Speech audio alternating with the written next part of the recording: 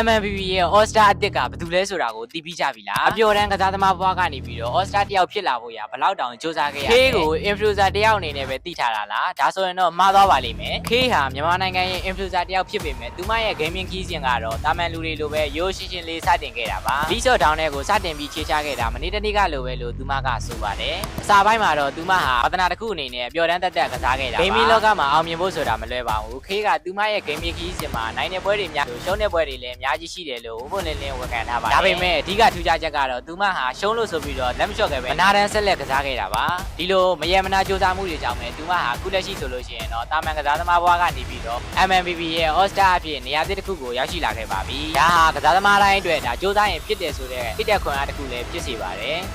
K ဟာအလားပါပိုင်းမှာတည်းမကဘဲနဲ့ gaming ဘက်မှာလည်းဝါသနာပါပြီးတော့ဇွဲရှိတဲ့ creator တယောက်ဖြစ်တာကြောင့်ခုလို All Star အဖြစ်ရွေးချယ်ခံရတာဟာထိုက်တန်တယ်လို့ဆိုရပါမယ်။ကဲအခုကြည့်နေတဲ့သူကရော Lisa Down ထဲမှာ K နဲ့အတူတူစိန်ခေါ်မှုတွေကိုရင်ဆိုင်ဖို့အတွက်စဉ်သင့်ဖြစ်ပြီလားဆိုတာ comment လေးမှာရေးခဲ့ပြီးပါကျွန်တော်ကတော့ game နဲ့ပတ်သက်တဲ့ knowledge တွေကို share လုပ်ပေးနေတဲ့နေတိုးပဲဖြစ်ပါတယ်။